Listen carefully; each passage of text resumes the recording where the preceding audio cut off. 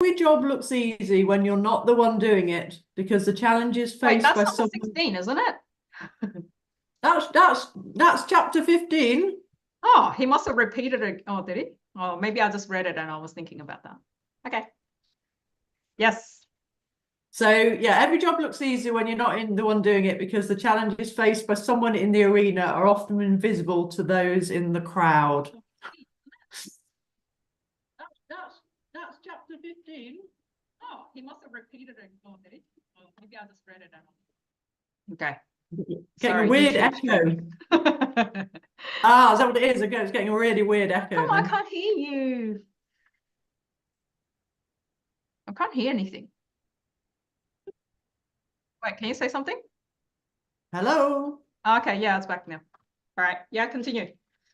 So everything is easy when you're not the one doing it. Yeah, okay, wait, one step, backtrack first, because how do we lead to that conclusion, right? So the chapter actually starts with everything has a price, and the key to a lot of things with money is just figuring out what the price is, being willing to pay for it. So this chapter, which is chapter 15, Nothing's Free, on the psychology of money, is that it kicks off with the example from General Electric. So they were the largest company in the world in 2004, worth $1/3 trillion. So, and then, as most people know, this is one of those things where it's like a shining example that then everything fell to pieces. So in 2008, the financial crisis happened that sent GE's financial division, which was supplying more than half the company's profit, into absolute chaos. And it was sold for scrap. So their stock prices fell from $40 in 2007 to just $7 in 2018. $40 to $7. So people were obviously blaming the CEO at the time, this guy called Jeff, who was running the company since 2001. And the comment that was flying at him was pretty immediate and harsh. He was criticized for many things: leadership, his acquisition, cutting that divisions, laying off workers, and of course, the plumbing stock prices. So with all of that, he had to step down in his position as a CEO in 2017. And that is where Jewel came in with the highlight that every job looks easy when you're not the one doing it. Right? And a lot of times is, yeah, that's exactly the case. Like, at what timing were you the leader? In a booming economy, when things are going right and you happen to be at that position, yeah, like that was probably an easier job. But with most things, it's much harder in practice than in theory. Like retrospectively, when we see all the stuff goes wrong, is we can go, well, you should have done this and you should have done that and you should have done this. And you just weren't a great leader. But if we were placed in that position, what will we have done? And it's like we can all go, well, maybe he just didn't have the leadership skills. If he did, he could have saw it coming and whatnot, right? And so what can we really learn from this though? This major thing about every job looks easy when you're not the one doing it. Because this line, I also really thought, well, yeah, that's kind of like one of the key lines.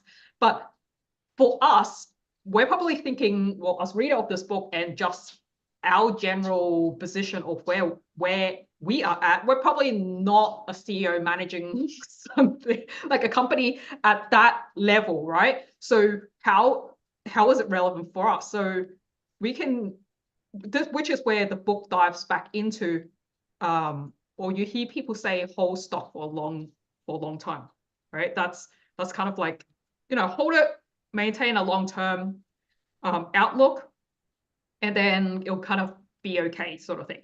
So we hear a lot of this, but what happens when the stock market is falling? Even if you hold this view, like, okay, yeah, I'll hold my stock for long term. And what does long term even mean anyway to anyone? Is that 5 years, 10 years, 20 years, 50 years? What is it? What is long term to someone? So even if you have a long-term view and you're going, okay, well, yeah, sure, we'll write it off. Sure, I bought it at 40 bucks, it's at 7, I'll write it off. In the long term, it's going to be fine. What happens when that market and when we're watching the market collapse? So are we still holding on to it? Because it's going down like a falling knife.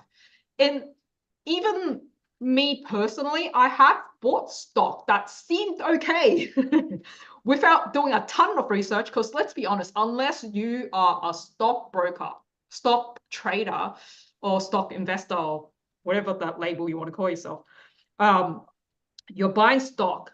And if it's not your full time, and it's something you do on the side, how much time are you spending on analyzing that share? It might be a quick case of, okay, look through Google for a few documents, kind of briefly look at financial report that don't really know how to read well, maybe looked at that year and kind of try to find some expert report that's like poking it at the, seems like a few experts are saying in the right direction. Okay, I'll buy the stock, right? And when we are relying on someone to make those decisions and we buy it, it can be a falling knife thing. I've had that happen myself. So being a long-term investor, which I am, I don't do any day trading. I don't try to, buy something and sell it at really short term, try and catch that ride. Okay, it's risen a bit and then sell it. Like I don't really do that stuff, but that in itself can be a problem too. So one example of my falling knife thing is just I literally pretty much fell to zero. So it's never going to recuperate. So does a long-term view hold? Is that a good decision? Well, no, not in this case. Is it the case in a lot of just a general view? Yeah, probably. So with that in mind, Joel, passing it back to you just to give context of where that came from. What's the next bit of insight?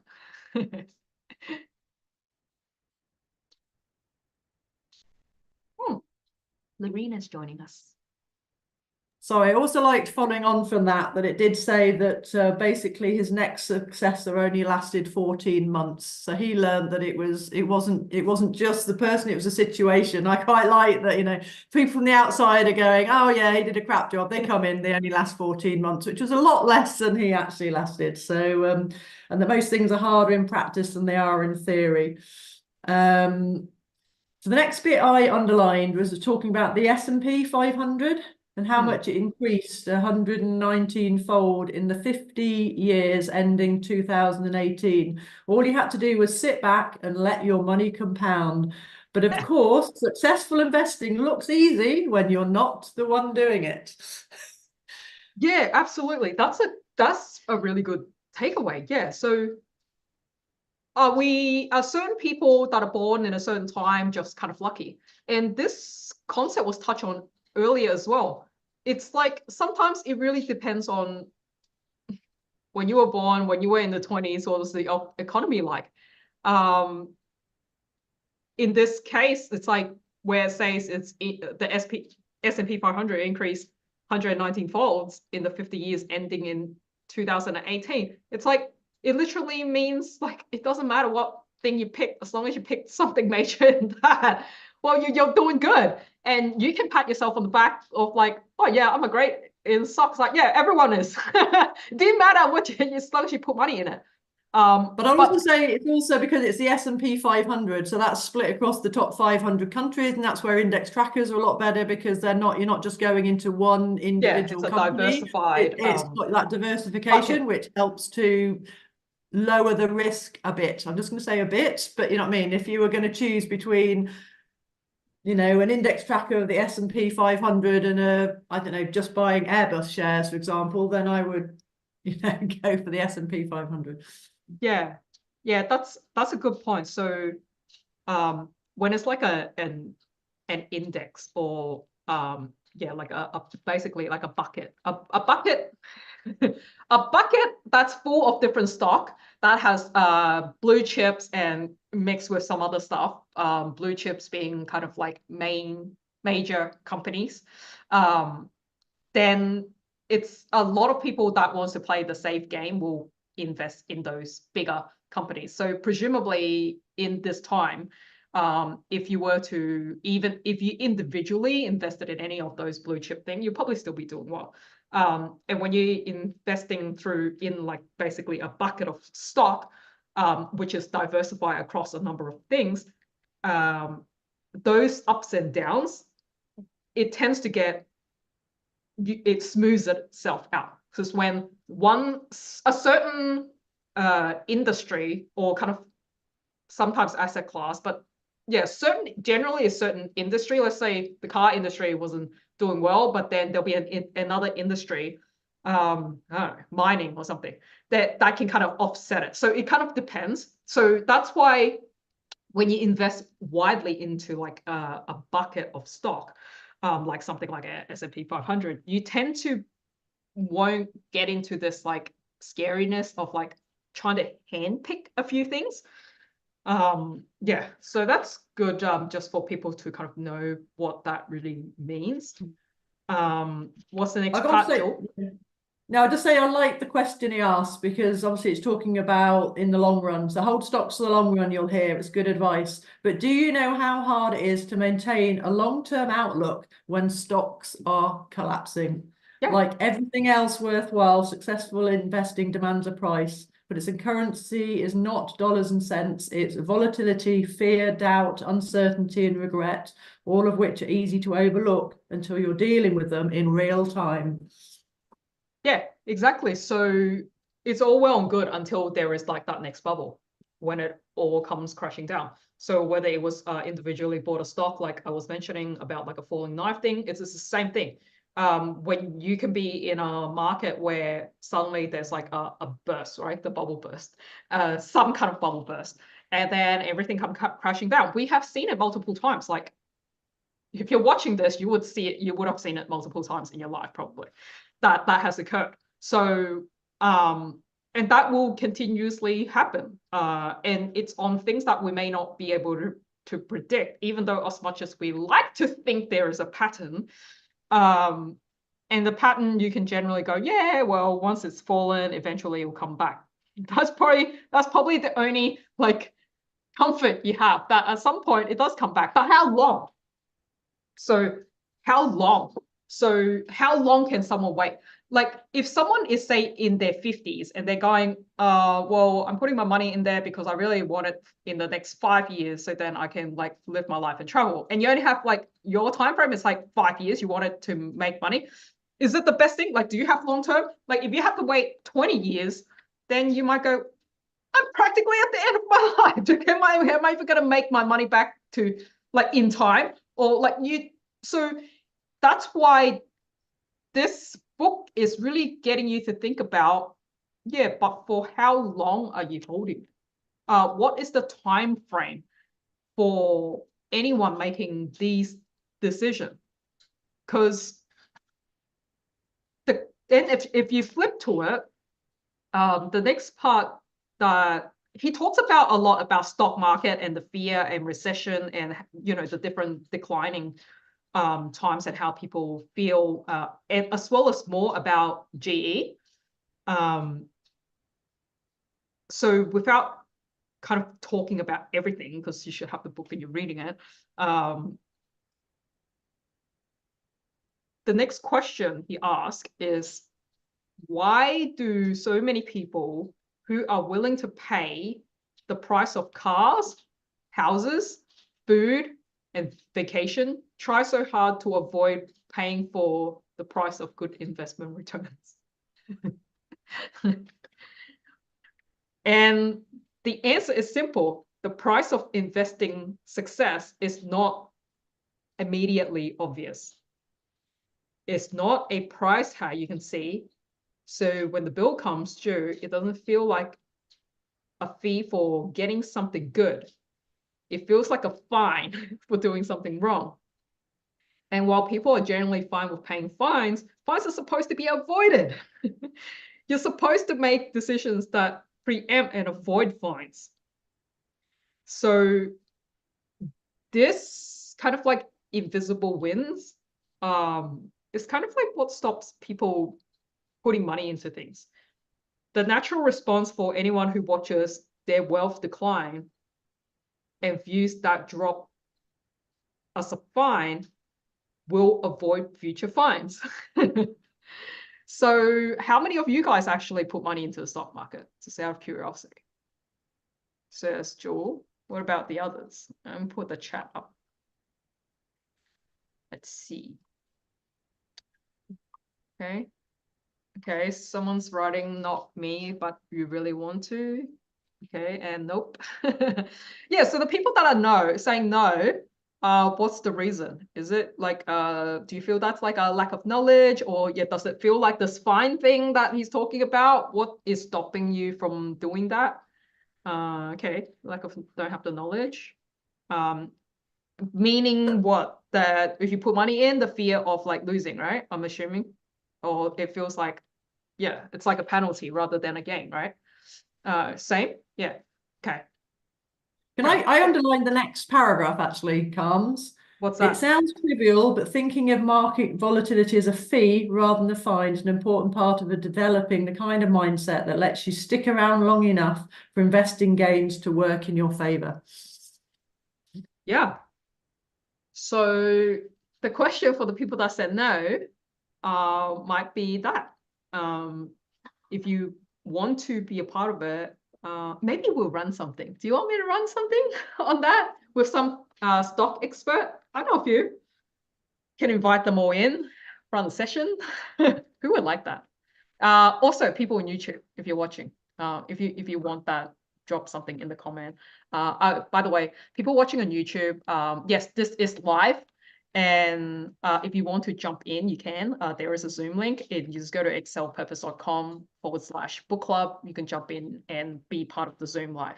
So yeah, this is streaming live on YouTube because I saw comments on the last one. Yeah. And if you are watching this and you're like, yes, I want to learn about stock, that sounds like an amazing session, then leave something in the comment. If there is enough interest, I will make it happen. Like all things, it does matter that you express your interest. So often people's like, I'm not going to say anything, and so I'll let other people say it because Carms will probably run it anyway. No, it doesn't work like that. Carms have limited amount of time.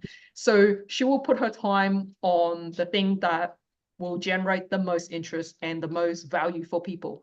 So, and the only way I can make that decision, it's like I can make an executive decision, of course, but I don't want to guess my decision. So I will always like to open it up so that you have a chance to tell me, yes, yes, yes, yes, yes, I want that, or no. Well, you say nothing means a no to me.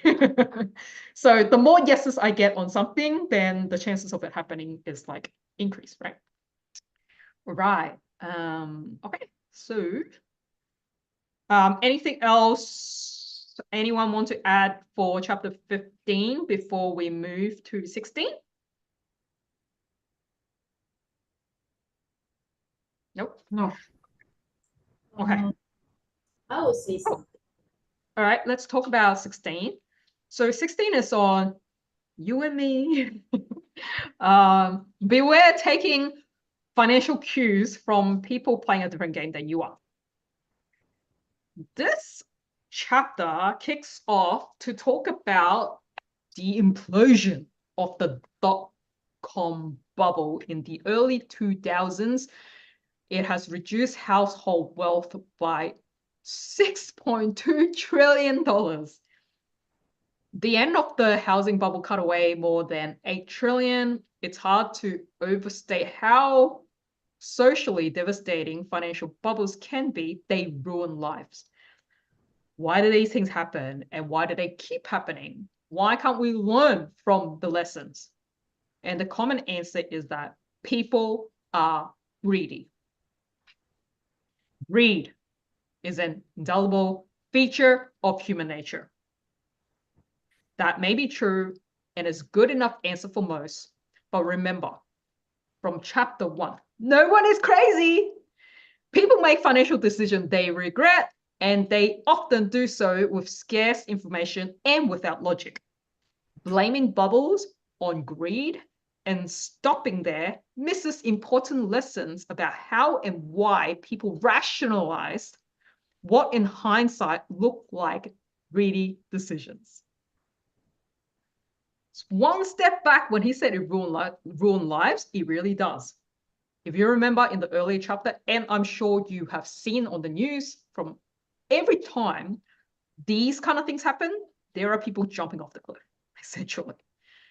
So when people lose a lot of money, they can't live with themselves and they feel like they can't support their family, and that they really fail. So when we get too greedy and take too much risk on something we cannot bear, it can lead to dire consequences.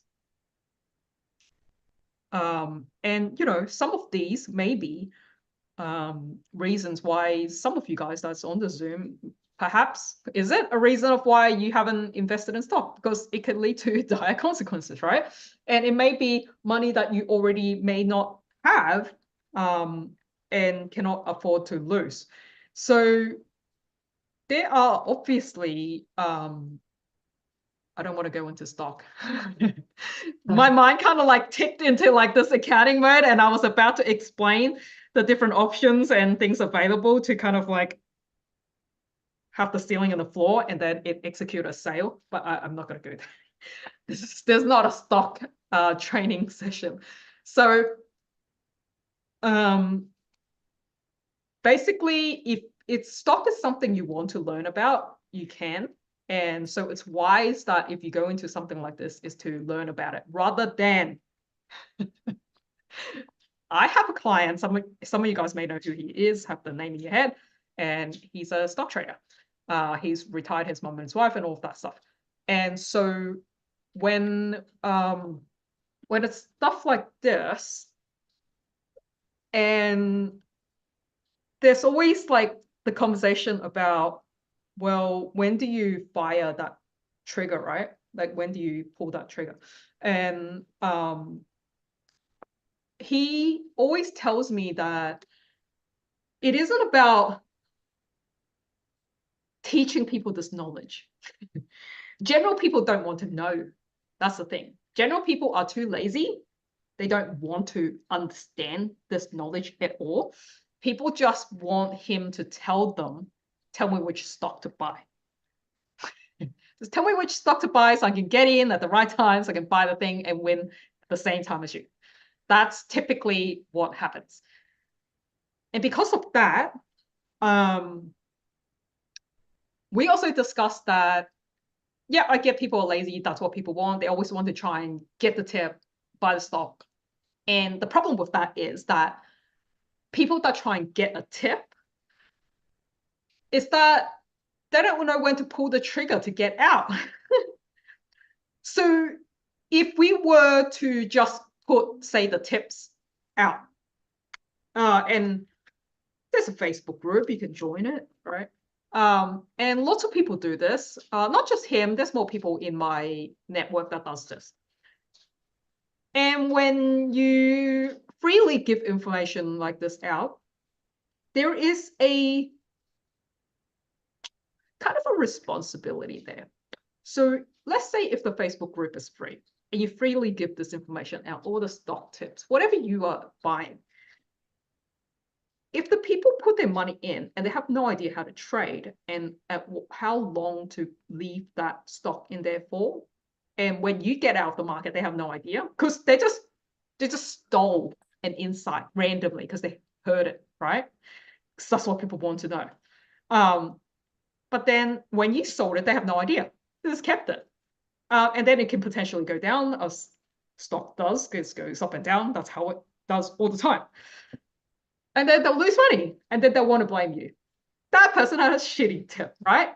I bought it when they said something, doesn't work. So my take on this is when we are providing stock trading as a service, it's important to have masterminds. You guys know that the masterminds sold for a lot because that's when people are looking at the same information, buying, trading in and out at the same time. And so note for anyone watching the YouTube or in here, whenever I talk about money or financial thing, it's like, I'm not telling you to do anything. I'm not telling you to buy stock. I'm not telling you to invest in anything financial. It is, you need to be personally responsible for information that is on here. All of this information that is on here, financial disclosure here, guys. Because I'm doing this for free. I'm not here for you to take a decision and then come at me, yeah? I'm just doing a free service here. Everything that you take from these, anything about finance, money, you need to educate yourself. Everything in this book, it's great in theory, hard in reality. So if you're going to execute anything, do it at your own accord, and the risk that you can bear with all of this information. So obviously, if you want to get into this and you know nothing, well, work with someone that does. Work with someone that has the result. That's just word of warning, yeah. Because finance is always sensitive. And is exactly why I don't go into teaching finance, even though I'm an accountant and CPA and all of that. Because for me, there's no upside for me to teach it. Like for me to do free session to teach people about finance, it can only be a downside to me. You spend money on something, it didn't work for you, come after me. If you spend money on something that I told you and you won, you're never going to thank me. Like, like there's only a downside for me to do free things on anything financial related. That's why I don't choose to do that. But yeah, I do have financial experts that I can point you to for people that want to do this kind of stuff. Just so you know. So, getting back into this chapter about people being greedy. In hindsight, we're more likely to point cynical fingers than to learn lessons. Investors often innocently take cues from other investors who are playing a different game than they are. This is the key point in this chapter. So investors have different goals and time horizon. So ask yourself this. How much should you pay for Google stock today? Does anyone know? Like, do you know how much a Google stock is worth now? Like, what is a good price? What is not a good price, right? And if you don't know, then the answer depends on who you are. Do you have a 30-time horizon? If you do, then the smart price to pay involves a sober analysis of Google's discounted cash flow over the next 30 years. What is discounted cash flow? You got to go learn that. Not an investment training here, but you got to calculate that discounted cash flow. There's calculators you can use. There's Excel spreadsheet that you can use. It's a simple formula. Okay, are you looking to cash out within 10 years? That's the other thing. So is it 30 years? Is it 10 years? If it is 10 years, then the price to pay can be figured out by analysis of the tech industry's potential over the next decade and whether Google management can execute on its vision. What does this mean? That means you go to Google's site. That means you go look up what their vision is for the next 10 years. You go read that annual review. You go read the vision documents that they put out, which is there for every single company. It is a public document that they have to do. It's like a legal thing they have to put out. So the vision of where companies are going, you can always Google them. On Google. You can Google on Google. So are you looking to sell within a year? Like, so now is it talking about 30 years, 10 years, or 1 year? If it's 1 year, then pay attention to Google's current product sales cycle and whether we'll have a bear market.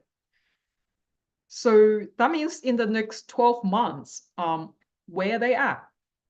Are we at a bear market or are we not? Like if we're at a falling time, and it doesn't look like it's going to pick up, and you want to sell in a year, then maybe it's not the right time, right? So that's why our personal goals and the time horizon matters, rather than just asking someone that's really good. It's like, should I buy Google stock now? Is it a good time? It's like, well, it depends. So what does it depend on? Yeah, the time's horizon that you have. Or is it down to a day? Are you a day trader? Then the smart price to pay is who cares? Who cares? Because you're just trying to squeeze a few bucks out of whatever happens between now and lunchtime, which can be accomplished at any price. And this is exactly why something like crypto can make a lot of money very quickly and lose a lot of money very fast, because it moved that rapidly. So if you bought something right now, 5 minutes later, the time will change. And if you are just getting the margin of this, as soon as it goes up, you sell it, well, you're always going to make money. The question is just, are you there to sell it? Are you looking at this thing and you're pressing the button? But then you would also never know that if you were a day trader, you would also not know that, oh, okay, when you bought it at this price, what if you just happened to be at the top of the day already? And then it started going down, all right? And then half an hour later, maybe it went back up, but shit, you went to the bathroom, or you went to take a shower, or you went to eat lunch, and you weren't staring at your phone at that time, or you were watching a YouTube clip and you literally missed it. Because it's like, you go back in time, it actually went up for like 5 minutes and you missed it because you were like eating your crispy chicken, right? So it becomes very, very stressful when you're doing something like that. And I'm talking this way because I've done it by experience. There was 2 years where I was like trying to play the crypto game and I was literally watching the market. I wasn't working full time. Like I would have had all this free time like I'm doing now. So I had all the free time and I'm like, crypto, sure. I'm just going to buy and sell, sell. Like, this is really stressful. So stressful that I felt like I was losing my money. It's not that I could, it's like I think I put about $10,000 in. At some point, it was like $60,000. And we're talking about a very short amount of time. And I'm like, fuck, I should sell all this now.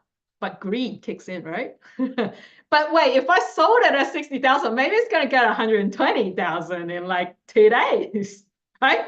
So when do you stop? I don't know, because when you keep seeing it go up, the human mentality is like, the only reason you would even go into crypto and do the shit to begin with, right? Is that you wanted to ride the game, right? So you're already in it to do this thing. And when you're doing this thing and a whole bunch of people that might be you're talking to, and everyone's like, yeah, keep going, go shoot it over to the moon, and there's all this energy about it. Well, you're in it as well. So that means it's like, oh no, hold it, don't sell it, right? So if you're in that game, that's what you will probably get influenced by. Whereas if someone goes, no, this is probably like the time, like sell it, then if everyone is saying that, and the whole market will drop immediately. And because if your little circle is going sell, there is way bigger shark that has started talking about selling probably before you, right? So yeah, crazy game. Stock does not tend to move at a crazy speed like that, but in theory, it is the same thing, right? Are you a day trader? Are you a day trader or crypto? Like, are you an hour trader, minute trader? So yeah, what time horizon? So when investors have different goals and time horizon, and they do in every asset class, prices that look ridiculous to one person can make sense to another, because the factors those investors pay attention to are different. So Morgan gives another example here where people can look at Yahoo stock in 1999 and say, that was crazy, a zillion times revenue. The valuation made no sense. But many investors who owned Yahoo stock in 1999 had time horizons so short that it made sense for them to pay a ridiculous price. A day trader could accomplish what they need, whether Yahoo was at $5 a share or $500 a share, as long as it moved in the right direction that day. And it did for years. So if an asset has momentum, it's been moving up consistently for a period of time, it is not crazy for a group of short-term traders to assume it will keep moving up, right? we all know that it's not indefinitely gone up, but it just needs to be a short time that they needed to go up and for them to win, right? So momentum attracts short-term traders in a reasonable way. Then it's up to the race. So bubble form when the momentum of short-term returns attracts enough money that the makeup of investors shift from mostly long-term to mostly short-term. And bubbles aren't so much about valuation rising. It's just a symptom of something else. Time horizons shrinking as more short-term traders enter the playing field. Any questions? Any thoughts you guys want to add for now?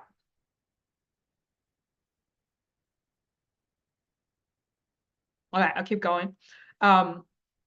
So if we move away from stock a little bit and go to something like property, it's hard to justify paying $700,000 for a 2-bedroom Florida home to raise your family in for the next 10 years. But it makes perfect sense if you plan on flipping the home in a few months into a market with rising prices to make a quick profit. That is exactly what made people, or many people were doing during the bubble.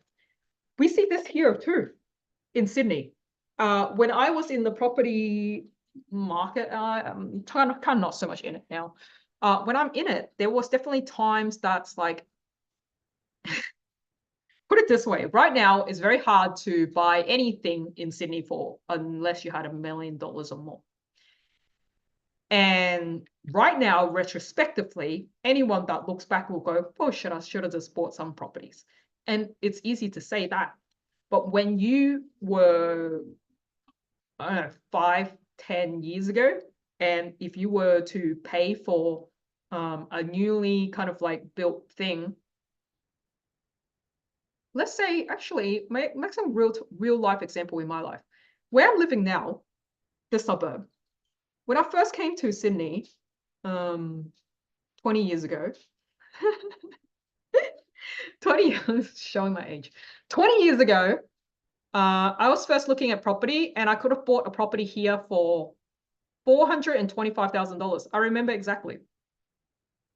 $425. There was even one apartment that was cheaper. At that time, I didn't feel like this area, I didn't feel like this area was good to buy. I knew it had a good future potential, but I didn't want to buy because the shops weren't built yet. And of course, it was only, I also knew that there was a plan to build the shops around here.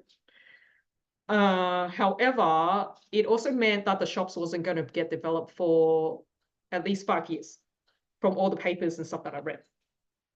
And I thought to myself, do I want to pay that amount of money and live in the suburb where there is no shops, which means it's going to be inconvenient for me every day, and to be suffering over that for 5 years for potentially the property to then double its price and make it all worthwhile, and then there'll be shops and it'll be amazing.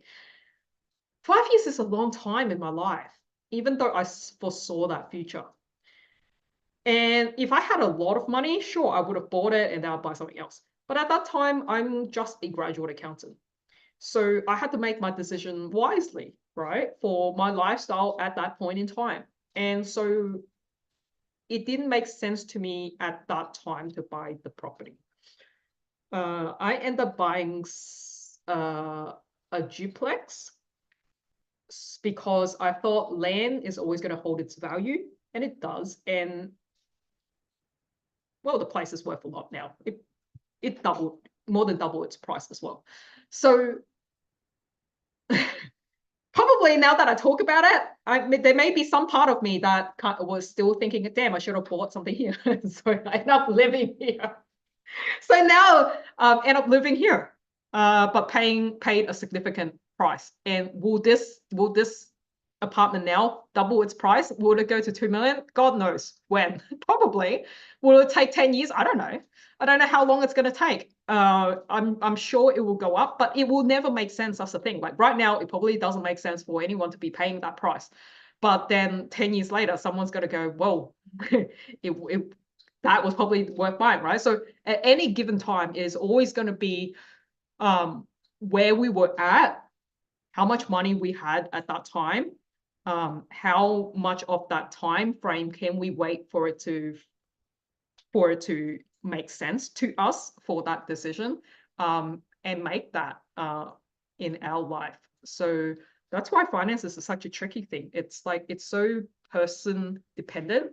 And if anyone promises you anything online that they can make you a ton of money, be very, very wary.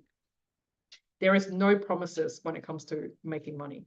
Like, I have seen so many crypto scams, so many investment scams, that it's insane. Like, because if you think about the logic of this, if there was a guarantee, and I heard this from one of my friends, and they did get scammed, and I tried to tell them or warn them, or I tried to get them to ask logical question, because they were like, oh, they promised that if I put like money in there now, 3 months later, I will get like 300%. It's like, if someone guaranteed you that, be very, very careful. Because if that was possible, why would they try to sell that to you? You, like, I'm sure you are very special and all of that, but like, why you? Why not their mom, their dad, their really close friends, right? Why not all their really close buddies if there was 100% guarantee? Why not they take money from the bank and flip that money in 3 months and pay the bank back?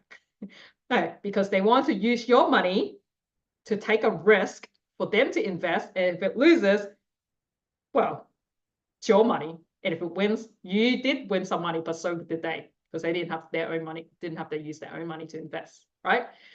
That's why when it comes to finance stuff, if you're buying anything online, just be very careful. That is not, I don't think it's the book. It's just a word of warning, because I have seen enough people that have told me that they have fallen into scams, and there is just endless amount of it these days. So just wanted to put that out there. So hopefully, if you happen to watch this, don't fall into that stuff.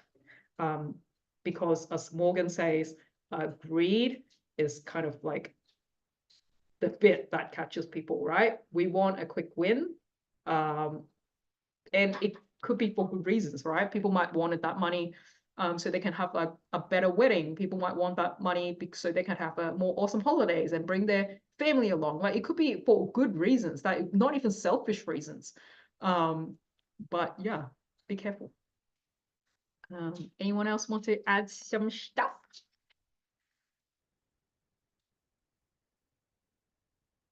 No, I would agree with that. I had a lady that I knew here that was very persistently trying to encourage me to go into this sort of financial thing that she was doing. And I pointed out that, so you're telling me I could invest this amount of money and every month I could be making more than my husband's earning in his job? Sounds a bit dodgy to me. Yes. Show me the money, show me where that you're at, because she said, well, I can see it in my account. I said, you can see numbers increasing your account, but can you get hold of that money? Can you actually get that money back? Or is it just money? Is it just sort of figures that they're showing you that this money is, you know? And it was just like, I take the thing, I'm a bit skeptical. If it's too good to be true, it probably is. If it sounds too good to be true, it probably is. Why isn't everybody doing it? Why is not everybody just putting this, what seemingly wasn't not a very big amount of money, into this scheme, and they're not having to work because they're earning more than they would in a job? It's like, nah, and yeah. Needless to say, it was a horrible scam, and she wouldn't listen to anyone. And it was someone who was desperate. It was someone who was desperate for money. It's really sad, because everyone quite saying, look, this, please be careful, please be careful. No, I'm not, sorry, I'm not investing in this. It's not, it doesn't, you know.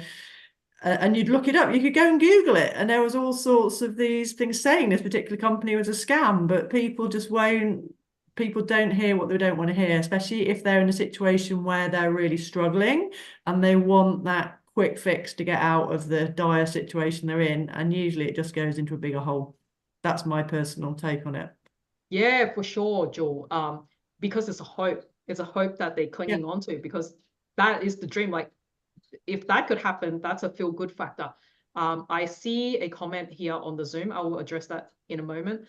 But I like the point that Joel just made, which is it could even be your friend. It could be your friends and your family. And they may be just ignorant. So when they are telling you about an opportunity, they may be honest to heart, wanting to help you. They may actually think they don't realize they are in a scam, and they're actually trying to get you in a good deal so that you can win with them.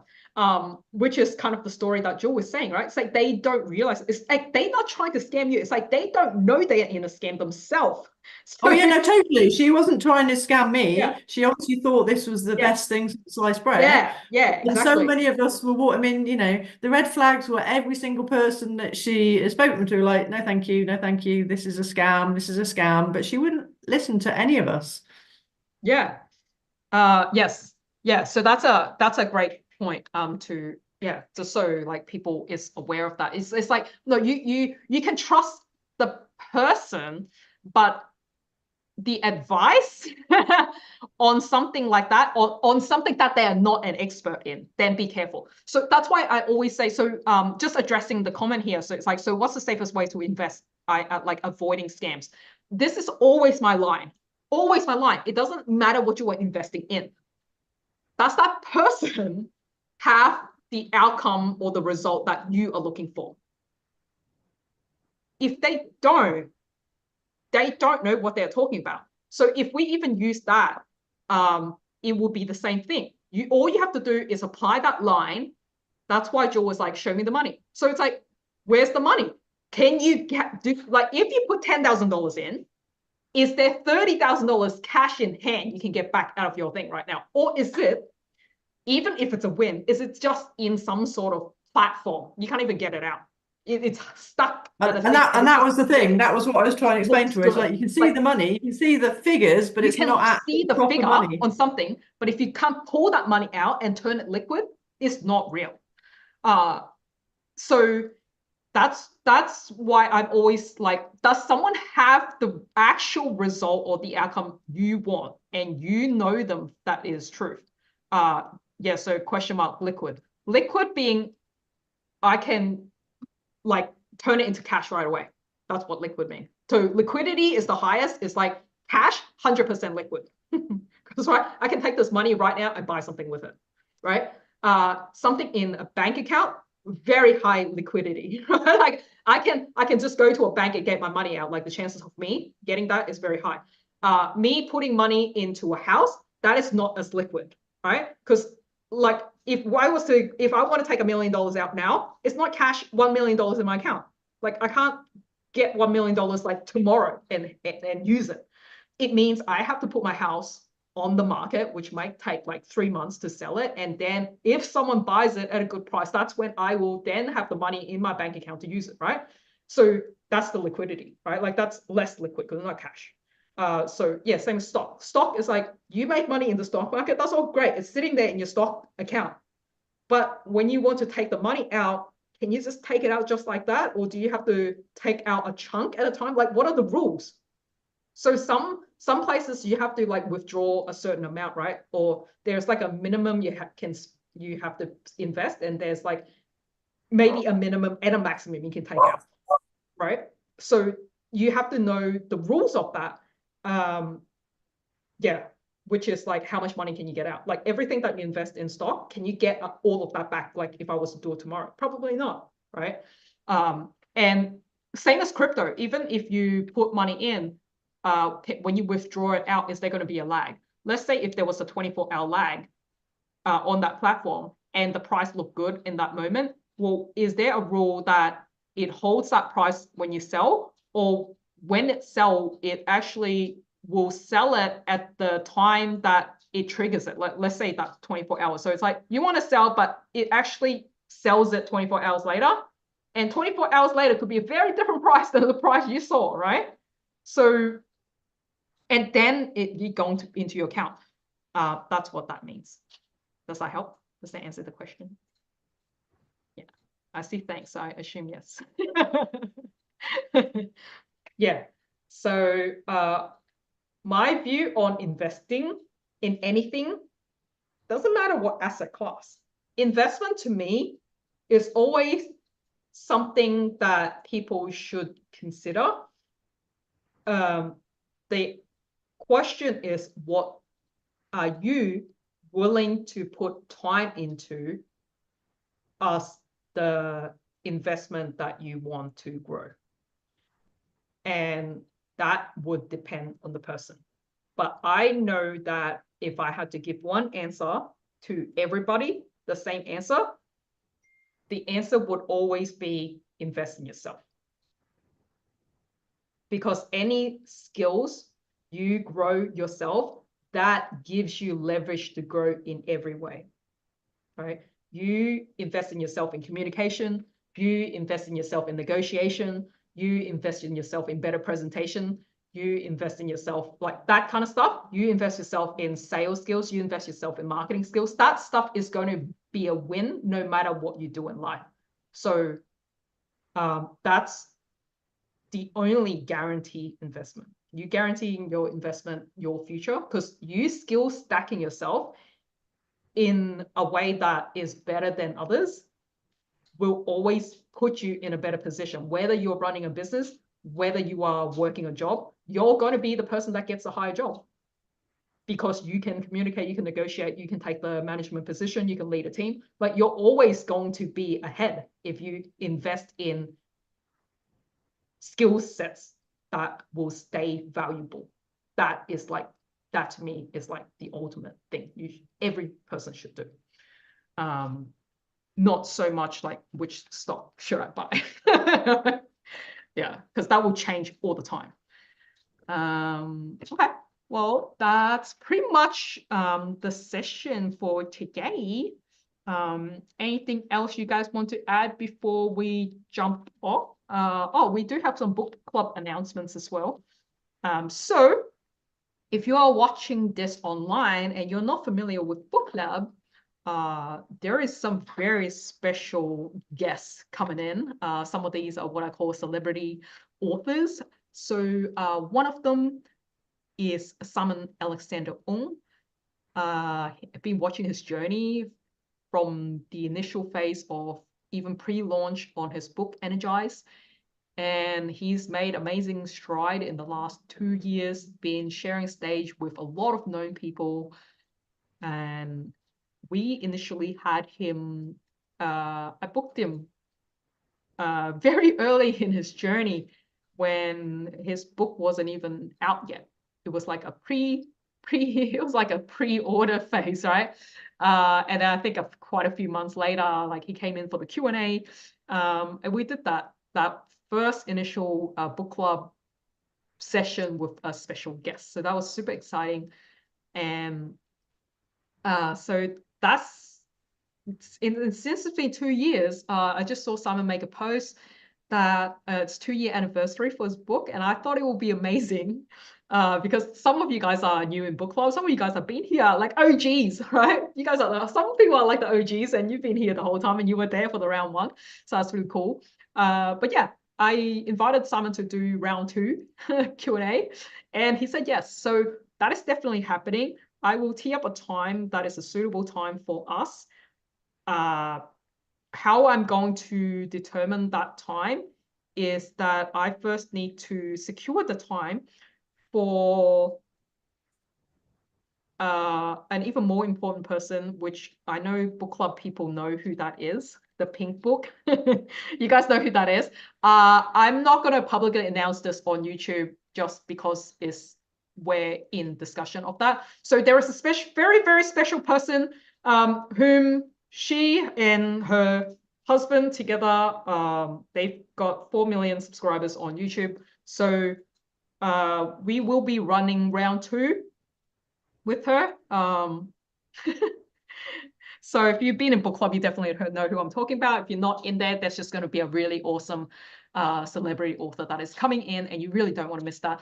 So I am in contact with their team tomorrow to work through what that looks like. Once I have secured the timing of that is when I will secure the timing for Simon, just to make sure what we need to do in preparation for the special author is not going to, clash because there's a lot of work that needs to get done for epic events like that to happen.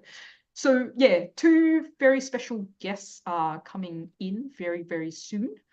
Let me catch up on the comment. When you are area basic level, when you are at, I'm assuming, when you are at basic level, pretty much financial illiterate, what do you recommend to start or begin with? I think that typo, begin with. In terms of what? In terms of what are we talking about? Can we get more context on that? Just finance in general, or what are we talking about? Or stock? Because this is what Morgan talks about, stock. So are we talking about stock or are we talking about money?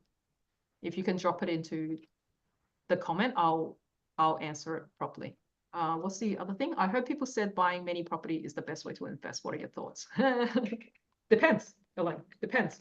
If you talk to someone that's making $30,000 a year, buying many properties, not possible. How is it the best way to invest? No. I can talk about property all day, so I don't want to go there. It's not a quick answer, but essentially, it just depends. Buying many property is not necessarily the way to go if it just means you're holding a lot of debt. To me, many houses means nothing, Elaine. It means nothing at all. It's just a bragging right. I own. It's like if someone goes, they own 15 property, like, so what? What the fuck? Who cares? How much debt is on those? What's the debt ratio? What's your equity level? Right? It doesn't make any sense. If you have 15 property and every one of them you've got 90% debt, you're like, fuck. The moment one thing happens, you lost all your money. That's how many people have like jumped off the cliff because of it. Like, you can cover all of those things from one thing to another. And if you cannot manage the ratio of that, like the moment a property bubble happens, you hold that many property with heaps of debt, you're fucked. So lots of property means nothing to me. What is the ratio? You have 15 property, 100%, sure, you're fucking doing great. But, you know, how many people have that? So that's my quick answer. I know that was a bit harsh, but kind of needed to get to the extreme point to make the point in a short amount of time. I can talk about that a lot, but there's not kind of the time for it. So what was the any more specific thing about the financial illiterate thing? If not, I'll just talk about it in general. If you wanted to learn, if you're financial illiterate and you wanted to learn about stock, then I can point you to someone and you can just get started on a free course. Do the free course, learn the basic, and then see if it's something you are interested in learning more. Like, if you are watching the free course and you are really bored and you are falling asleep, and this thing is like, you'd rather just, you know, poke your eye with a pen, like Lisa Phil, you would say, I'd rather poke my eyeball with a pen sitting in front of Tony Robbins. That's like, if that's what, you know, if that's how you feel about watching a free stock trading course, you want to poke your eyeball, well, my suggestion would be don't get into stock trading. You know, if you felt, wow, this is riveting information, please tell me more, then yes, then buy the next course. And one of the better thing to do is that right now there's a lot of places where you can do free trading, as in they either give you free $10, $50, whatever, like a free trading account with like a small amount of money to entice you to trade. So you can actually execute some trade and see how you go.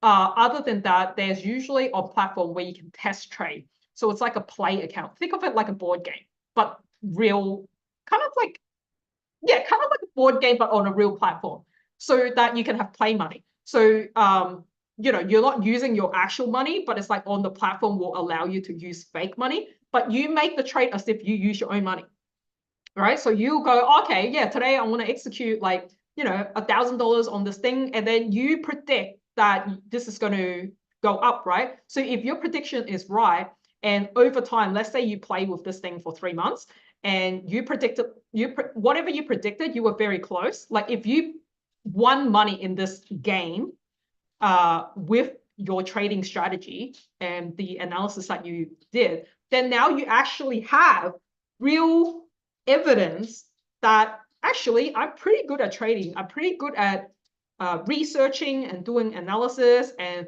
doing the ratio, doing the calculation that this makes sense. And when I triggered those things, pulled the trigger on those trades, they were good. So now I will put a small amount of money in. Let's say it's $1,000. You know, I'll put real money in this time. And if I can turn that around and your own time frame, that's good for you. Let's say you did this thing with your real money for another 3 months, and you end up turning that $1,000 into 1,200, let's just say, for example, right? Then it's like, shit, you really did able to play the market. So you look at it in a percentage term. Don't look at it in the dollars term. It's like, well, I only made $200. It's like, well, $200 is a lot. $200 is 20%. If you can do 20% in 3 months, you're killing it, right? So that's what I would advise. What's the other comment? Love Money, Master the Game from Tony Robbins. I haven't actually read that book, but I've done Business Mastery from Tony Robbins, and I didn't enjoy it. I enjoy other Tony Robbins program, but not Business Mastery. So I don't know what's in Money Master the Game. In Business Mastery, it's just so basic business ideas that's like, it's kind of like foundational, it's like below accounting 101 on what we get taught in business school. So I'm actually disappointed and super surprised that even get taught in Business Mastery. I was expecting much more valuable insights, which I didn't get. So yeah. Elaine says why I didn't enjoy it. I think I just explained it, right? Was that the why, or was there more to that? Yeah, that was it. I heard it, yeah. Yeah, cool. Yeah, that's why. Because when you think of what Tony Robbins does, Tony Robbins is a very general guy who has to put his teaching to everyone. It's to serve everybody on every level. So for someone that's already spent decades and decades in business and accounting, of course, the level of knowledge is not what general public is, and he has to teach at the level to suit everybody. And for that made Business Mastery really boring for me. And I was in Business Mastery with a bunch of business people. Like, we all run our own businesses, and we all sat there feeling the same sentiment. So none of us actually paid attention, and we end up kind of just talking amongst each other. It was still fun. Like, we enjoy each other's company. It was lucky we had each other. But yeah, there was so many sales pitch in his Business Mastery that was just, it wasn't cool. It was way too many breaks. And he also, at that year when we did it, which was, I can't remember, was it 3 years ago? He also, that was the point when he split Business Mastery into two. So that become Business Mastery 1 and Business Mastery 2. And it's like, well, I didn't pay for Business Mastery to get half of it. For you to sales pitch me like half the time in Business Mastery 1 to sell me into Business Mastery 2, which was really, well, not the information we were after. So was it live? Yeah, it was live. Live as in live virtual. Yeah. Okay, cool. All right, well, we deviated a little bit from the psychology of money, but I hope that answers all the questions that is in the comment box. And I will catch you guys next week. I think we may do just one more session of this book. And then we will jump into probably Worthy. So Worthy from Jamie Kern-Lima, which was the book that was voted by you guys, or book club members that wanted to read this. So that's probably the next book. Before we dive back into Lisa's book, unless we do Simon's session. So yeah, I'm not sure yet. But I will find out. I will have a much better idea by the end of this week, because I'm doing those conversations this week. So yeah, we'll read this one more week, and then we will either dive into Worthy or Simon's book, which you guys should all have if you've been in book club, or the new Lisa book will come later, because there's a fair bit of work we need to do for Lisa's book, because her book is, everyone will need to order the pink version, and there may be a chance to get signed copies and stuff like that, which we are still working through. I need to talk through, work out with the team what we're doing with that. Because I know some of you guys already have her previous book. And so, yeah, I need to work out what would work out for the best for us, for the people to get her new book, and the logistics around that, and if a signed copy is available, or if we're going to do it more in a way that's like you can win it or something. Yeah, yet to be decided. Okay, but I will keep you all posted. It's all very exciting. There's a lot of exciting conversations behind the scene that I wish I can tell you all of them, but I can't. But yes, they will come. Okay, bye guys.